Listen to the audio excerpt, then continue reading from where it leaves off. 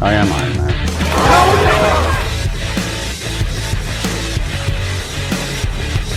Hello there.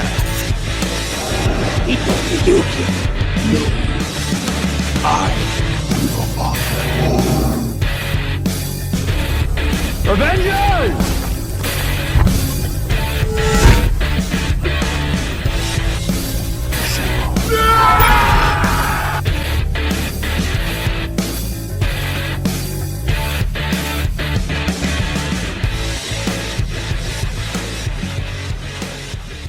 I really enjoy. I don't know. I mean, I know you had texted me about it earlier, but I really enjoyed this third episode. Loved it.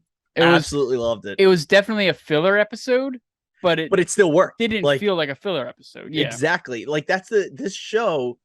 Again, the thing that works is it's leaning into itself, and it's doing it tremendously.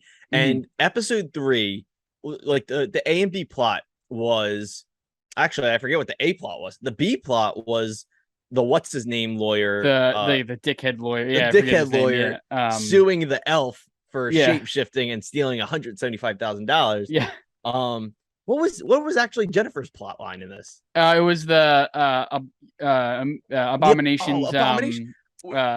parole hearing. Yes, which was, and that was, oh my god, okay, that was great. It was a great, like, that's you said it. It was like, I'd say it was about half filler, because I think the Abomination stuff. Yeah, we talked about it last time. That's going to play out in the end of the series, right? So I think that's important. But like, even like, it was a lot of fillery type material, but it just works. Like, okay, so we finally get the Wong interacting with the Abomination and Shang-Chi, right? And now we're dealing with that. And the moment, like, they're talking about, like, who is this Wong? And then Jennifer looks at the camera and goes, I know you're excited for Wong. He's coming. Yeah. Like, just, I was laughing so hard. I love it. I love the fourth wall break, and I love that they're not overusing it. Correct. They're using it the correct amount, and they're using it, like, in a great way for her to interact with us. Not like, they're not trying to pull a Deadpool where, like, it's overused, which Deadpool is funny that it's overused. But like, it would be different if Jennifer Walters was talking to the camera the entire episode. You know what I mean? Like, it's certain moments that are like, okay, that's funny. Like, exactly, they do it just enough that I forget she does it, and then when it happens, I'm laughing at, oh, this is her thing. Like it's just uncommon enough that when it happens, it's perfect. There was one point in this one that had me cracking up. It was the end, like towards the end of the episode, if not like the last 5 minutes, where they're at the bar after the like the verdict of Abomination's parole hearing, and after the trial for the other guy. They're the two, Jennifer Walters and her like legal partner are talking, and then the other guy, Pug or whatever his name is, who is for sure going to be a love interest. Oh, just throwing that out there. Throwing that out there. He sits down and it's like, oh, well, thank goodness, or thank goodness that's over. And then Jennifer Walters looked at the screen and is like, A and B plot combined, or no, she said connecting the A and B story. Nice. And like exactly. That's what, like, I'm throwing this term out there. Like, I've definitely talked about A, B, and C plots in a show, but the only reason I remember it this, because she literally is like, you connect the A and B plot. Yep. Nice. And it was a great connecting point. And it was so funny. And that's, oh my God. I don't know, man. Like, it's just a fun show. And with the, I don't remember his name. So the new lawyer that we met this week, and this was, I believe, the first time we met him. The fact it was like, he's a good looking dude. He's clearly vibing with Jennifer and her best friend. And the fact that he doesn't like the dickhead lawyer, it's like, okay, so he's checking all the boxes. Like, we've got our love interest. When's it going to happen? We did briefly see him in episode 1 or 2, I think. He was the one that gave her the poop map. He was like, and here's the best place to poop. Okay, that was him. But he was in it for like, maybe 10 seconds. So I mean, they love the poop map. So. Oh yeah.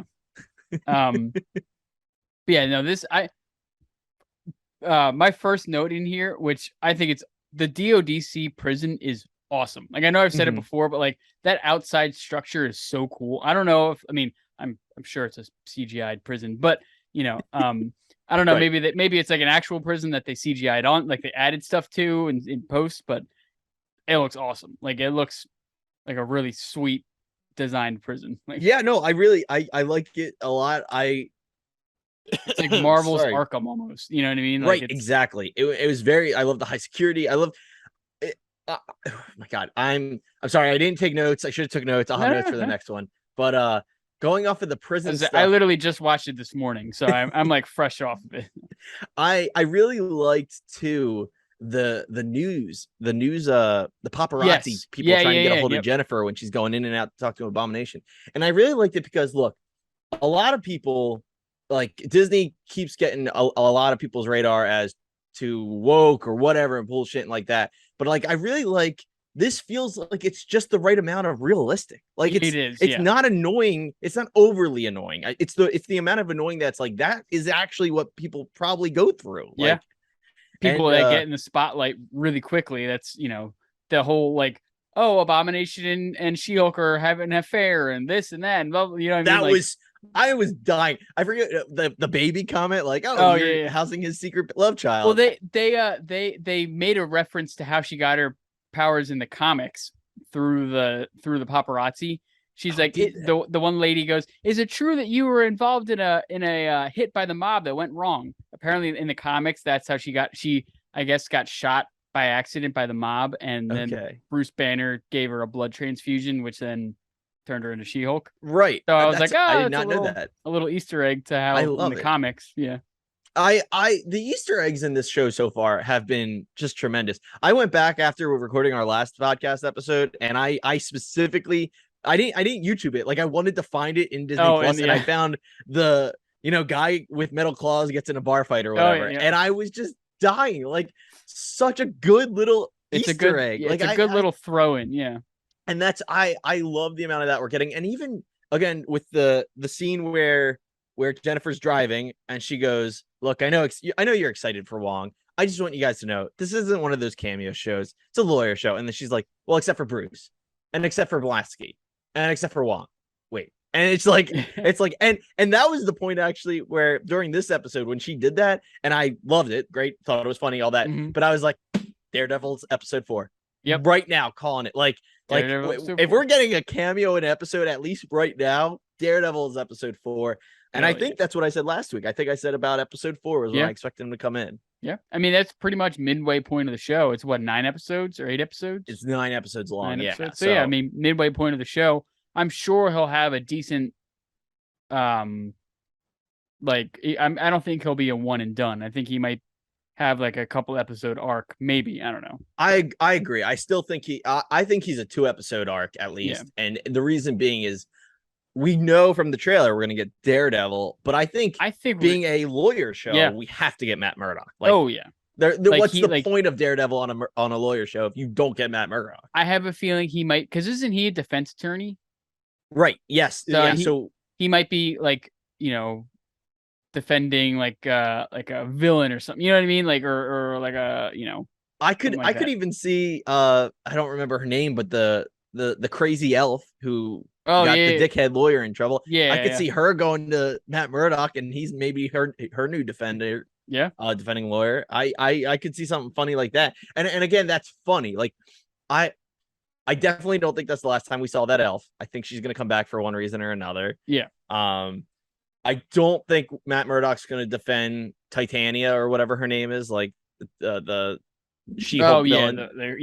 We're still waiting to get more of her. I think she might be a one and done. You think that we're done with her already? I think so. Yeah, but I think she didn't even have a speaking line. I think it was more of just a, hey, here's her main villain in the comics. It's a little fun. Yeah, I don't know. I feel like we're done with her. Look, as a show, it'd be fine. Yeah, but I feel like that would be pretty. What am I trying to say here? Like not respectful, but like not giving her faithful, her due, like not faithful to the source.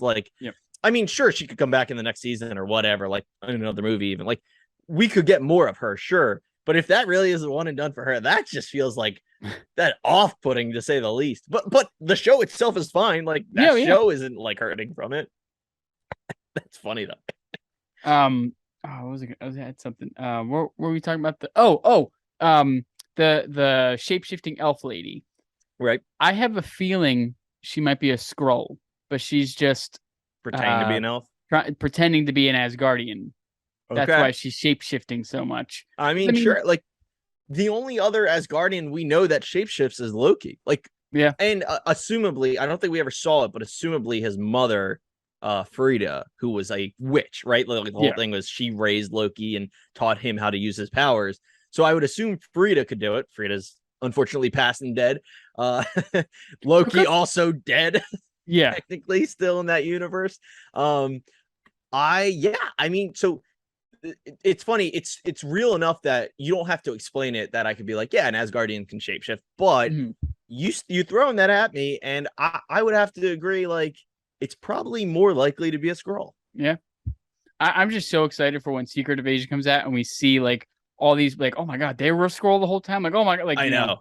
And what, like, I know we talked about, like, I read the Secret Invasion book recently, and I want so much flair, and I'm so excited for that. I want it, like, and like, I forget if we've said this before, but like the Daredevil, like the Defenders cast, like those guys would be great ones to be like, oh yeah, the last 2 years they've been a Skrull. The 2 years you haven't seen them on screen, they were Skrulls. Yeah, perfect.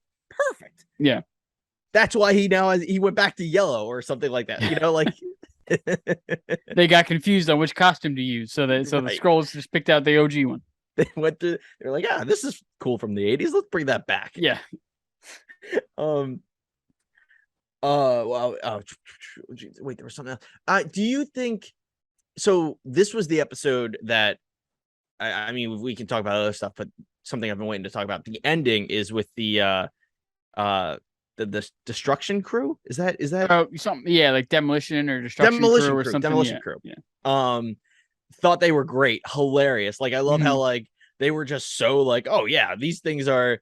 It reminded me of Spider-Man: Homecoming when they're selling the Shatari stuff, right? And that's exactly what they have, is this Shatari equipment, very black market, very, Vulture's tech kind of thing.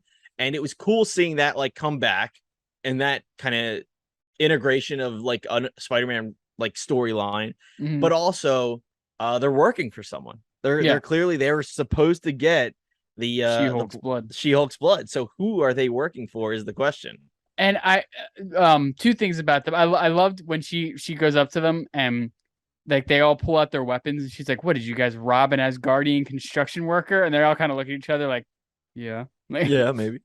Because yeah, I mean, they probably did, or they stole it from some magical being. I would love if they really did steal the equipment. It would be funny too if it was like that was damage control. Like, damage control has these Shatari Asgardian, like, equipment to deal with, like, removing things. Like, that would make sense, because again, Spider-Man: Homecoming, you learn you need the Shatari tech to break down the Shatari tech. Like, you can't just use like a steel saw or something to you got to use their thing. So it would make sense if damage control has these, like, magical, mystical equipment on site.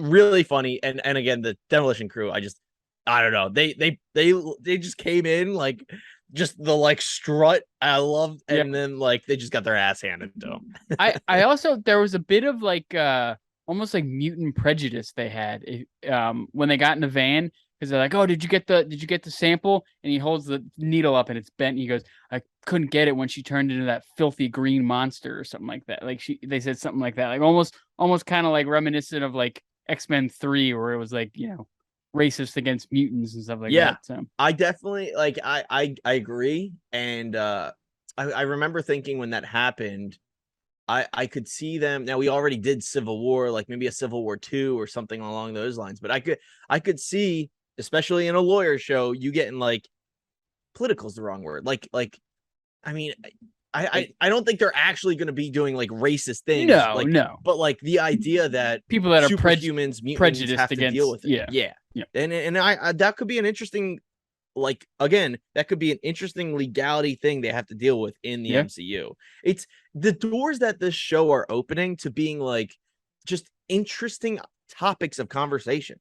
Like, and they're making this show feel like more like real life rather than like this fantasy going into space and traveling the multiverse and this and that. Like, it's making it feel like hometown hero type thing. Like, I have a feeling the next couple of episodes we're probably going to get a montage in somewhere of, like, Frogman and this guy and that guy. And I know, feeling the montage coming, dude. But I agree. We talked about this, and I still stand by. Like, it's doing the first time for the first time in the MCU. It's doing what the Defenders Netflix shows were supposed to do: give you that common man, everyday look at the MCU world, and it's doing a great job of bringing that actually to canon MCU.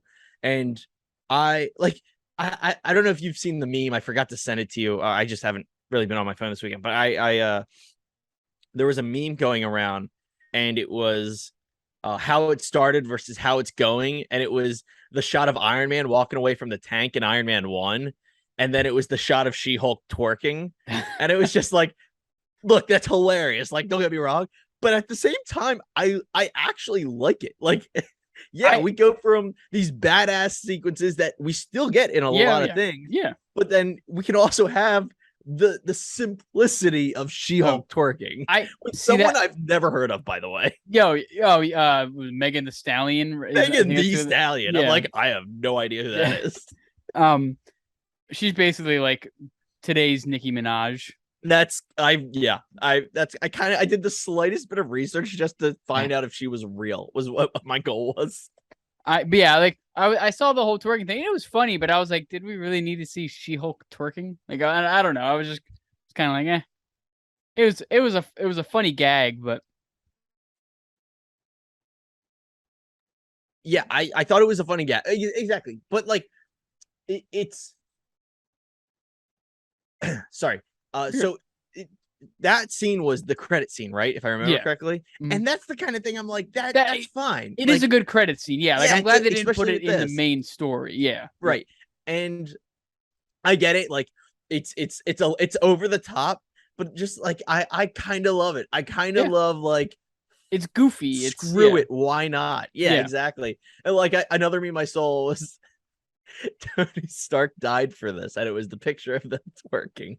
And look, like I said, I think what it comes down to is this show, especially, let alone all the shows really, but this show especially, it's like, this isn't Thor level. This isn't Guardians of the Galaxy. This isn't Avengers. She's a lawyer that accidentally became the Hulk. You know what I mean? Like, it's just goofy, and I have yet to be like, I don't like the show. I have just enjoyed it. I've been enjoying it, and mainly because she doesn't want to be a superhero. Like, I feel like every superhero movie we've seen, Marvel wise, they've wanted to be a superhero, or they've gotten the powers and have been like, okay, I guess I'll be a super. She's like fighting it tooth and nail. Like, I don't want to be a superhero. Like, I just want to be a lawyer, and okay, I'm the She-Hulk as well. Like. Right. It's like, and I loved how, like, the paparazzi even brought it up. Like, I heard the Avengers turned you down. Like, what do you have to say about that? Like, I love that. I love the most random, right? The most random things that they could pull, and I'm like, that is just too funny. The paparazzi genuinely made me laugh like several times. Oh, it's a great addition into the show. I'm glad they're making light of that. And so the Abomination ended correctly, right? Like so if I'm just going off of blank memory, so he did get parole, right? Like, he got parole with his he has to wear like the Bruce Banner bracelet, keep himself from being Abomination, and he's going to be on his own property, and we all know that's not going to happen, and we'll see how that plays out. And the other term was he's never allowed to turn into the Abomination ever again, which means finale, we'll see him as Abomination again. Yes, which means Julie Louis-Dreyfus will be talking with those people like, listen, he's going to be the Abomination. Right. It's literally right. Like, it's the I feel like I even talked about I keep the smoking gun, right? Like, if you see the gun in a movie early on, it's like, all right, well, at some point someone's going to shoot that gun. Like, we saw him turn into Abomination in this episode just to show how much in control he is. Like, all right, we're gonna see him fight too. Like, which, I mean, even to bring up what he talked about in the second episode, like, why did I get treated like this when Bruce Banner gets treated like a hero? Same thing. Like, Banner combined the Hulk and himself into one, and he can walk around as this monster that destroyed numerous cities and harmed countless innocents, and probably killed countless innocent people. But like, since he was since he was a criminal, or since Oblonsky or whatever, Yablonsky was a criminal, he can't be smart Abomination. You know what I mean? It is very interesting because, right, like, so what we learned in this episode is very specifically Abomination is fully Blonsky. Like, he has full control. Yeah. And it's the idea that, like, well, if we let him loose, like, would he have been a hero? Like, yeah. It's an interesting topic because, yeah, there's the only thing that has him in jail. I mean, he did go on a rampage. Don't get me wrong. In Incredible Hulk, Abomination goes against the government and goes on a rampage, and Hulk has to stop him. So, like for sure, he did a bad thing. But that's what, like, yeah. So he at least deserves his parole. And now we got to see, all right, if he's gonna break parole, the question is why. Yeah. And I gotta assume that's gonna somehow tie into this Demolition crew trying to get She-Hulk's blood thing. Mm-hmm. Like, I know I jokingly joked about it before in the last podcast episode, but dude, what if the Brain is behind this? Like, that would be awesome. That would be so cool. That would be cool. Like, he's trying to get more blood. He's trying to perfect like his serum or something. Yeah. And then, like, I don't know, maybe he's gonna inject Abomination again without his consent, kind of a thing. Like, maybe he like turns Abomination into straight up a monster rather than being in control. Yeah. And that's temporary, and She-Hulk has to stop him. I don't know, but like the fact that the Demolition crew were specifically going after her blood, it was a red flag moment for me. And I'm like, dude, what if the Brain is, because he was the DNA guy. He was the guy who made Abomination. And I mean, they brought back Tim Roth as Abomination, so I mean, they could definitely bring back who was it? I was looking it up right now. What the hell's his name? I got it. You want it? Yeah, give it to me. I can't remember. Tim Blake Nelson. There we go. As Samuel Stearns. I knew it was a three name name, but I couldn't think of it. But yeah, that'd be cool if they bring him back. I mean, they brought back Tim Roth, so why not? Oh, you know, the leader. Sorry, not the Brain. I keep calling him the Brain. He's just got a big brain. Yeah, he gets the pulsating brain, right? Yeah. That's the whole thing. I just think it's so funny that, like, and that's my favorite thing about our podcast is we talk into existence ideas I never would have thought of. Like, genuinely like, oh, how funny would it be if the leader had a cameo last week? And at this point, because of how episode 3 ends, I am fully on leaders behind it. Yeah. I mean, who else would want her blood? Like, who else would want the Hulk's, the Hulk's The blood? only other person I'd say, which I could see being behind the leader wanting it, like having hired the leader to do this, is Madam Hydra. I forget what her name is in the MCU. Miss Seinfeld. Yeah. Julia Louis-Dreyfus is the actress's name. I forget her name I think it's Valerie something. Val something, yeah. Because I remember Val being like, "Oh, come on." Yeah. Forget her name. Yeah, it is Val something though. Like But I'm pretty sure I'm pretty sure she's Madam Hydra. She just hasn't come out as Madam Hydra yet in the MCU. And that's what I forget her in character name, but I just know her like, I know her made up name, right? Yeah. Like, but yeah, I could see her being behind it again, especially assuming this is going to have a clear tie to Thunderbolts, whether it's Abomination, She-Hulk, whatever. Like, I definitely think Val's going to be behind the whole thing.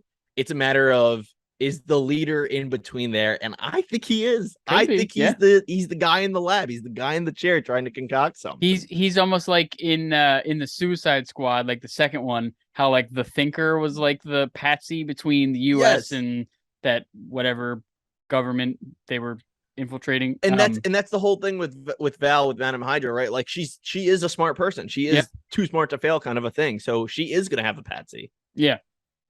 And do you think I'm really excited about this idea? Oh yeah.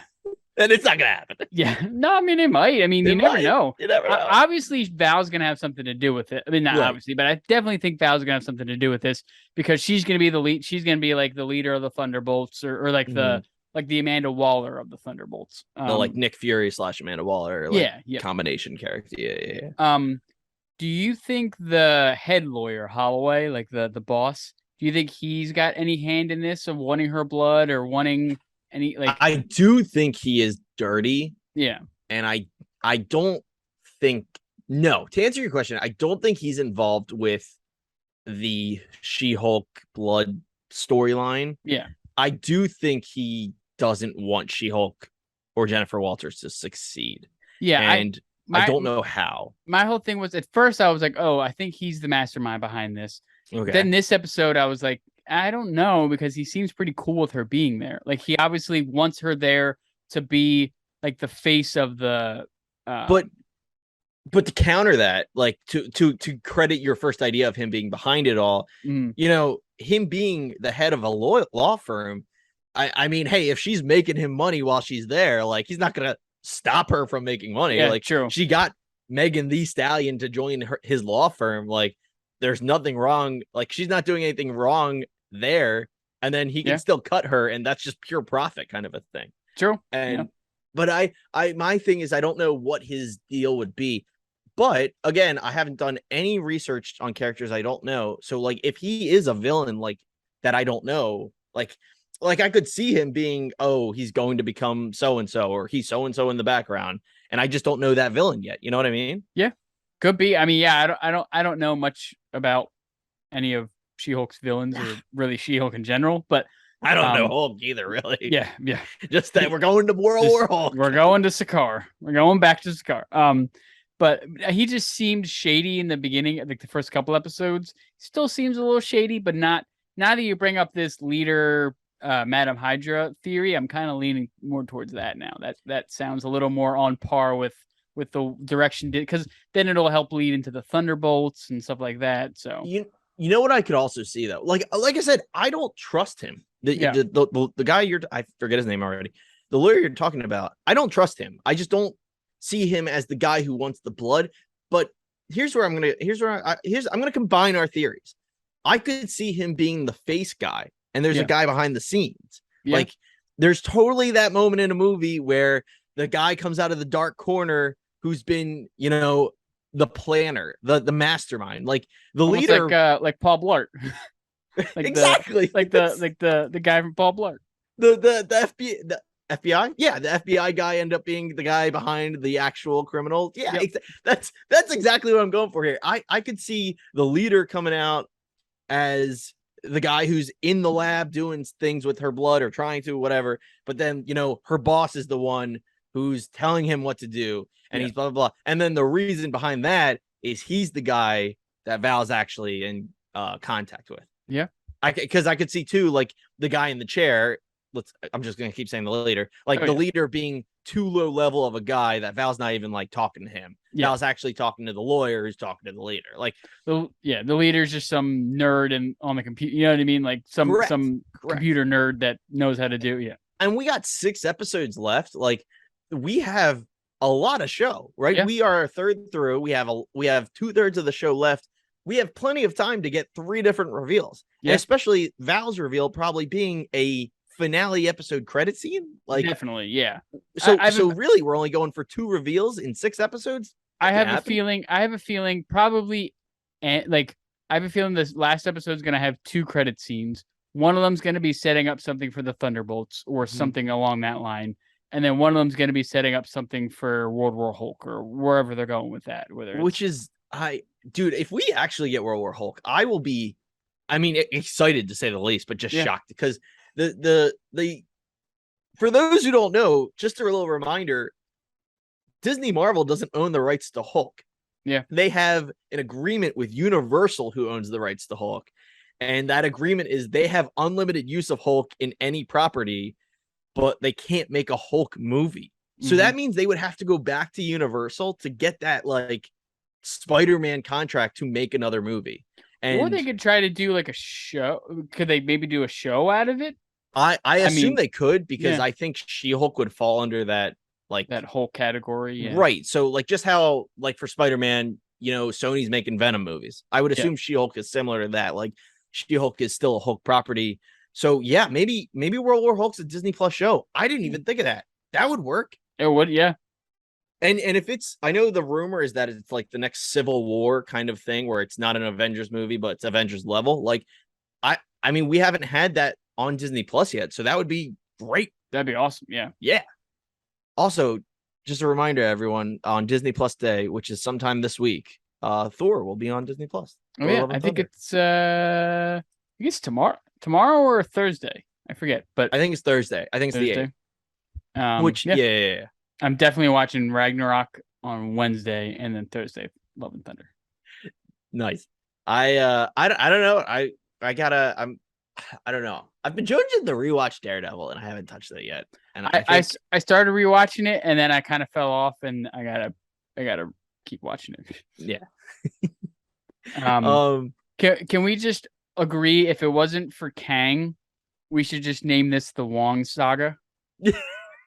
He has been in every single Phase 4 property so far. Like, has he been in yeah, he's been in every Phase 4 movie, right? Mm-hmm. Well, I guess not the shows, but he's been in every movie and some of the shows.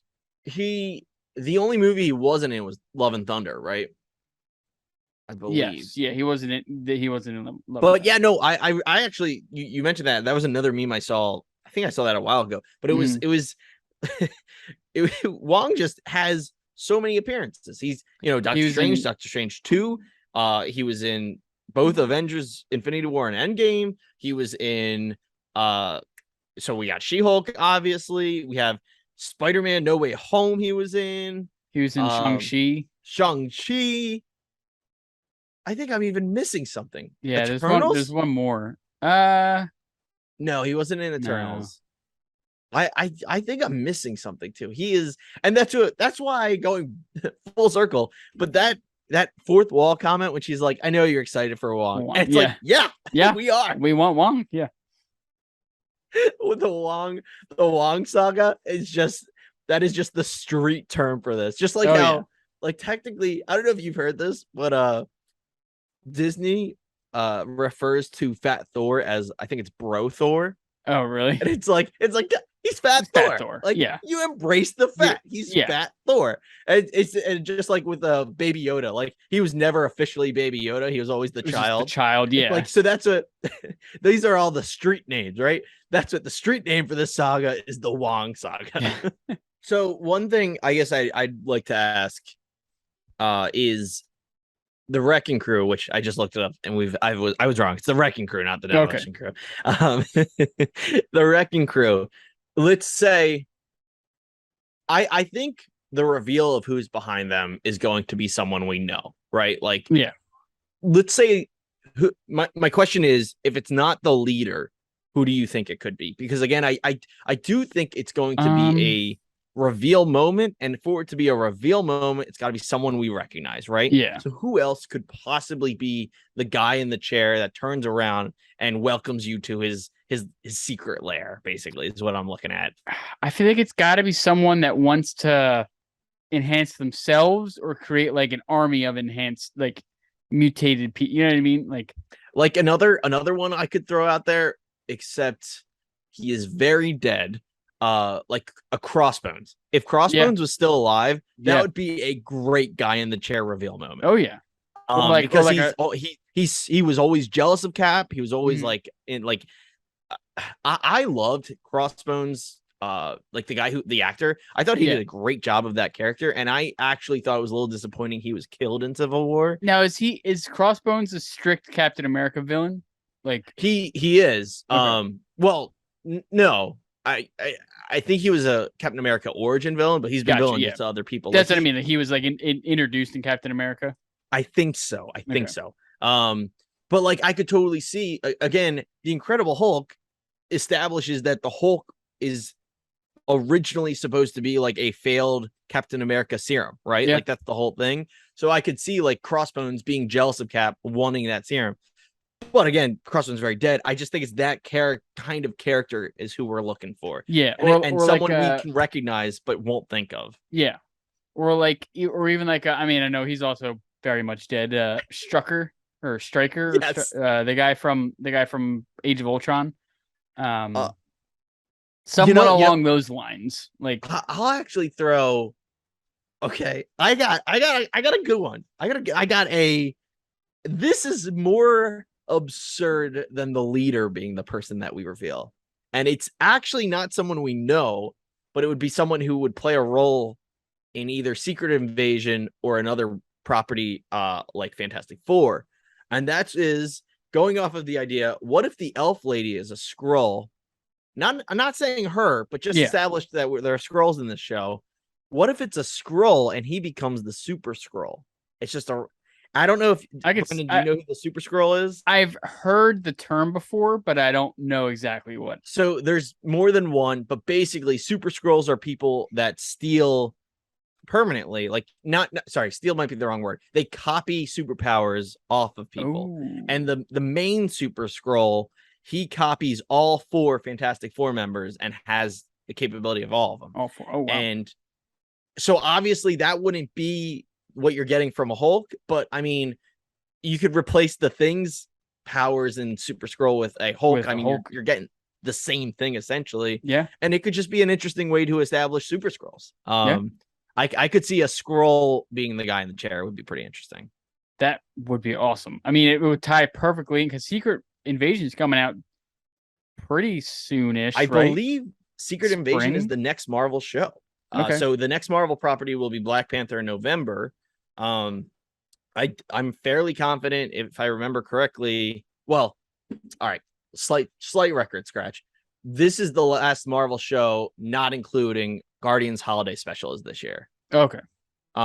Which I'm sure will have some canon stuff, but is definitely going to be more fun, more just jokey, yeah. Right, and I'm actually excited. I didn't realize I was coming out this year. That's awesome. Yeah, because it's supposed to be before Guardians 3, which is next year. But yes, and I think Secret Invasion will be the first Marvel thing in 2023. So again, leading into Skrulls is something that would totally work. Yeah, I could totally see that. So maybe Super Skrull. So we got the leader, Super Skrull, or Julia Louis-Dreyfus, or all 3. Or all 3. Yeah, I think something fun like that would just be a great use, especially if they succeed at getting the serum, or getting her blood. I want something crazy to happen. Like a off the rails Abomination is going to be cool, but we've seen off the rails Hulk, so a Super Skrull would be a pretty sweet, absurd, twist. Cool thing to see. Yeah. Or maybe it's not Emil that returns into the Abomination to destroy. Maybe someone else turns into the Abomination after getting her blood, and then he gets blamed for it. So I could see that too. I mean, I can never remember this. I wonder if Owen remembers characters like these names, but probably the kid Rick Jones, maybe. I think it might be what it is, Rick something. But he was Bruce Banner's sidekick who eventually becomes a Hulk of sorts. Oh, okay. And I could that would be funny, but that would be a totally new character introduced, but that would be cool. Yeah. I'm just excited for we're only 3 episodes in, and there's so many possibilities happening right now. So, and I kind of like that there's not really a clear cut and dry villain. We don't know who the villain of the show really is.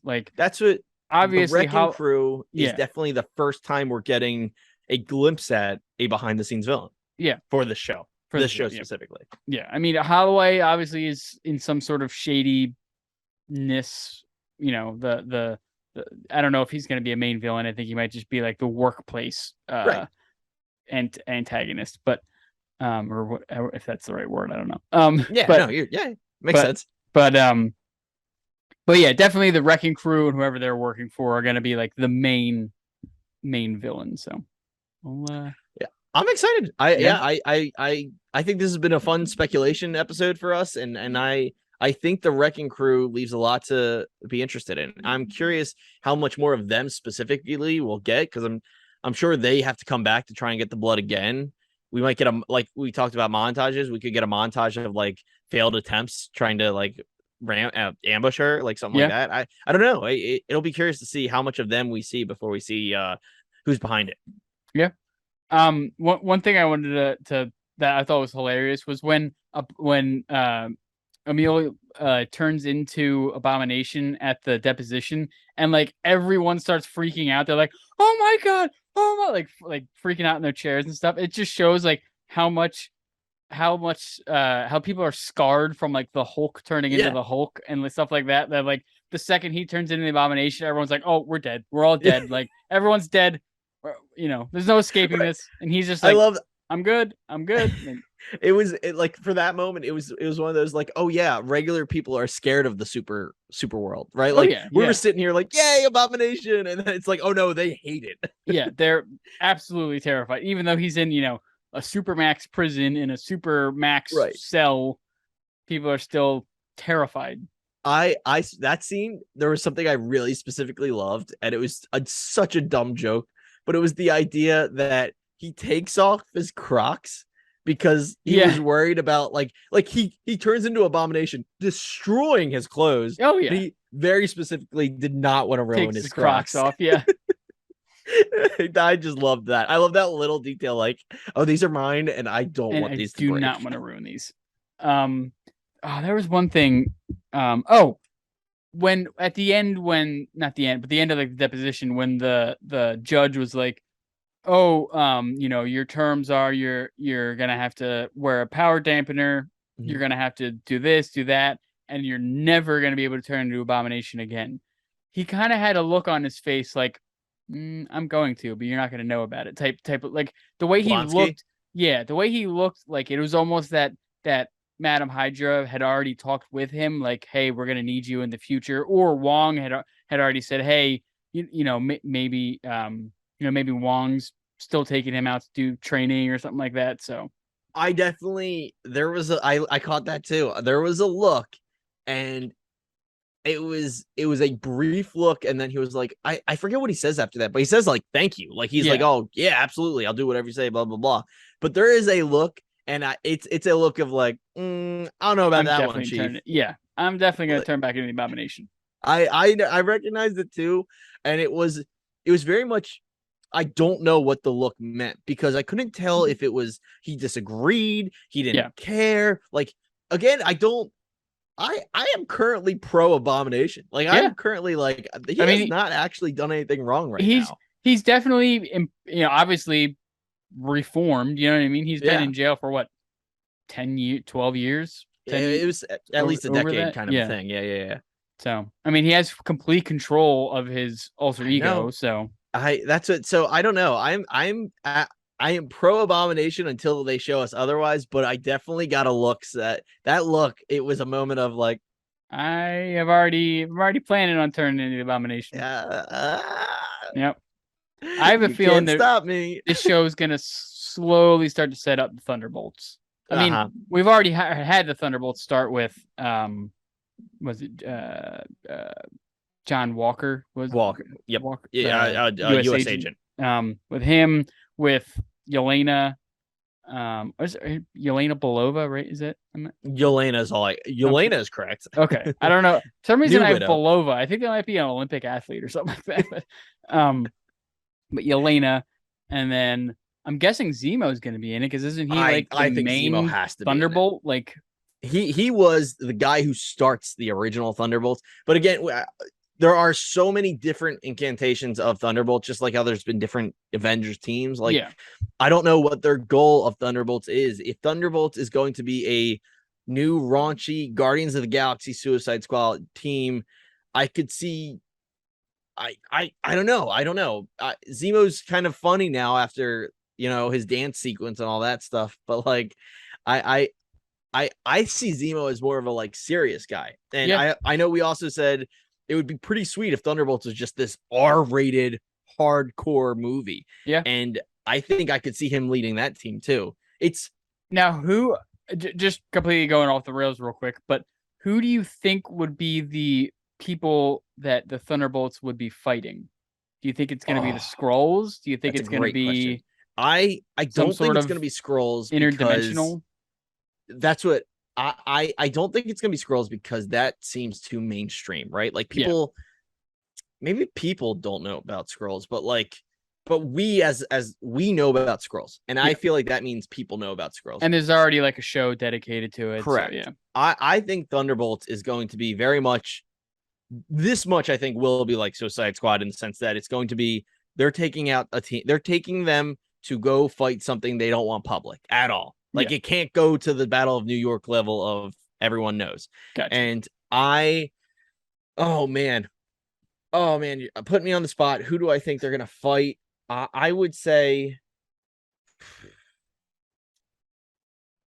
I don't know. God damn. I almost want. My first thought was like Madam Hydra, but that doesn't make sense if she's recruiting them. Like it's got to be someone underground that they don't want knowing like the thing even exists.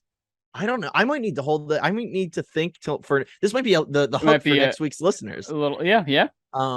Because that's a really, I can't believe we haven't even thought about that. Because it's got to be someone, it's got to be a big guy named whatever that is interesting. But I do think the main thing about Thunderbolts is it won't be public. Yeah. I don't think people know who it is. It'll be, yeah. So I don't know. I will think about it and try and figure that out because that is a great question. But I'm not going to look it up. I'm just going to try and think of like who, as silly as that sounds. I don't want to spoil the idea. Like, I almost, it would be cool if it's like Galactus or something stupid like that. Something crazy just, or I don't know, it's DC. I was thinking like Parallax, but that's Green Lantern. That would even be a great I know Doctor, it won't be him, but I could see Doctor Doom, something like that too, like a person of international concern, but Doctor Doom's going to be public, and there's no way he doesn't get introduced for Fantastic. I don't think he's going to get used before Fantastic Four, really. Definitely going to be Morbius. That's right. It's Morbius, and they're going to join Blade in the hunt of Morbius and Dracula, and it's going to be Morbin time. It's gonna be Morbin time. Ooh, you know what? Curveball, probably not it. Interesting choice. I'm gonna say Inhumans. I'm gonna say Black Bolt. We see MCU Black Bolt, and they're trying to take him down because he's a absolute. I can totally see it. They're invading Earth, but secretly invading Earth. Yeah. I could totally see it. I definitely think it's going to be something of that level, though. Black Bolt is someone who is extremely powerful. I don't think it'll be Black Bolt because he is technically a good guy. I don't know if I'd say hero, but he's good. But he what about his brother, right? Maximus or whatever? Yeah. Isn't the brother a real crazy? Correct. Person? He's like a Loki level wizard evil guy. I could totally see that. Yeah. Yeah, and that would introduce or reintroduce Inhumans, which would be cool. Something along those lines, like a Black Bolt, a Doctor Doom. Namor is the villain for Black Panther, so it won't be Namor. But I like that category, the category of a political power in the MCU that Madam Hydra is we got to take that son of a bitch down. Yeah, I like that. I like that. So I'll leave it at that. I'll think about it a little more, maybe, and I'll come back with another answer next time if I think of anyone else. Yeah, I mean. I really enjoyed this episode, and I'm pumped for what's coming up on this Thursday. Unfortunately, not Wednesdays, Disney Plus. What the hell? But releasing Thor: Love and Thunder and She-Hulk on the same day. Come on, what are you doing? Great, but come on. I can't watch both the same day. Dude, I just saw a trailer the other day or this morning. The days are all the same. I just saw a trailer for Andor, and that show too. I am just so. That's coming out soon, this right? Thursday? Oh, I don't know. It might be. Real quick live look.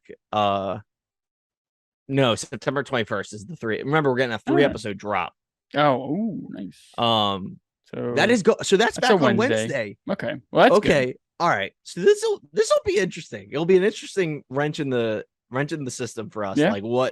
We'll have time, I feel like, to do one and the other. It'll be a fun time. Yeah. I mean, well, it'll be, we're on episode, this will be the 4th episode. So it'll be the 6th episode of She-Hulk when the first 3 episodes of Andor comes out. Correct. So we'll have. It's broke my computer. Nice. That'd be good. Yeah. No, there we go. That was annoying. My computer. I was just trying to get the calendar up and it was not working at all. 4 or 5. So yeah, we'll have 3. Yeah. You just said all that. Sorry. No. Yeah. No. Andor just looks so good. Is really all. Like I just saw the, what's his name, the guy from Thor, the crazy scientist dude. Oh yeah, Stellan Skarsgård. I don't know who he's. I'm doing zero research for the show because I love the idea of going to this blind. Definitely looks like some sort of high class. I wouldn't say politician, but he like works with the high class. I think he is a person in the Galactic Senate or Council or whatever that is getting integrated into the Empire, and he's like, I'm not about it. Very similar to Bail Organa, but not Bail Organa. Yeah, that's the vibes I'm getting from the trailer. And then maybe he crossed paths with Mon Moth. What was her name? Mon Mothma. Yes. Mon Mothma. Yeah, Mon Mothma. Yeah, the only woman in the galaxy besides Princess Leia. Yeah. And the do you ever see that Family Guy bit? That's a great bit. It's the Family Guy Star Wars episodes, and they get to the point where Mon Mothma is talking. I think it's Return of the Jedi, right? I think it's the 6th movie, episode 6. And they're all in the room listening to Mon Mothma, and Han Solo, who is Peter, and Princess Leia is Lois. And Han goes, "Oh my God, look, it's the only other woman in the galaxy." And it shows Lois, and she's like this, like gruntled, and she's like, "That bitch." That's pretty good. It was just, I love it. I gotta rewatch those. It's been a while. Those are great. Are great. So I'm wrapped up on She-Hulk. Yeah, very excited. Hey, looks very pumped for what's coming next, and who the guy in the chair. Yeah, exactly. I like the guy in the chair is the thing. If it's leader though, this is we should blow up if it's leader. Oh yeah. I have done that's not even like a recap watch, like, oh, could it be the leader? Like, I've seen no thumbnails, no clickbait headlines. That is all here. That's folks. Here, right here. Which is why it won't happen, but you never know. You never know. Unrelated, did you watch Rick and Morty last night? I did not. I saw your Snapchat. I was gonna watch it before this, but I completely forgot. What was my Snapchat? It just said you just said it was a really good episode. Okay. I just don't remember. Really, I mean, it was like midnight, so I just, falling asleep while I'm snapping, apparently. It was very good and has me very excited for season 6. It premiered last night. Yep. 11 o'clock on Sundays is what it is. Okay. Is the new schedule. Yeah. Rick and Morty fans, I would say I think season 5 was good, not great. I enjoyed I watched season 5. Could not tell you what a single episode was about. I completely forget what season 5 was about. That's kind of how I felt. I rewatched season 5 last week, and the main thing is the finale ends with the Citadel of Ricks and Evil Morty is the season 5 finale. Yep. And season 6 picks up. I'm not gonna say anything else, but it picks up right where that ends, and very exciting. It's a very good episode, and I think season 6 is gonna be a lot better than 5, and I'm looking forward to it. Nice. I'm excited. I mean, I saw, I think it was on Instagram, the thing that said like, oh, make sure to check out season 6 episode 1 of Rick and Morty coming out tonight, and I was like, oh shit, I didn't realize a season 6 was coming out so soon. Like, when I guess not so soon, but I would even recommend like I be careful of internet spoilers because there are some big things in the episode. I think tonight I'm gonna rewatch the last episode of season 5 and then watch. I think that's a good idea. I think it's a great back to back because that's what I did. At 10:30 I put on the season 5 finale and then I just went right into it at 11. Nice. Yeah. But yeah, no, good. Let me know when you watch it. No, we'll do. But yeah, thanks everyone. I think that'll do it for this episode. It was episode 15, I think. So we're getting up there and getting up there in the numbers. Yeah. We'll get to 25 and such before we know it. Oh yeah, we'll be hitting 30 by the end of Andor. Oh my God, the end of Andor, we might be at 100. Who knows? Yeah. But thank you everybody for watching. Let us know in the comments and stuff what you think about our theories. If you have any theories that we're not thinking of. Who's the guy in the chair? Who's the guy in the chair? Who is the evil guy in the chair? That's the question. Who is the mastermind? What are we thinking? And why is it not the leader? That's that's what you should really be saying right now. Exactly. But, all right. Thank you everybody for watching. We'll catch you on the next one. Bye-bye.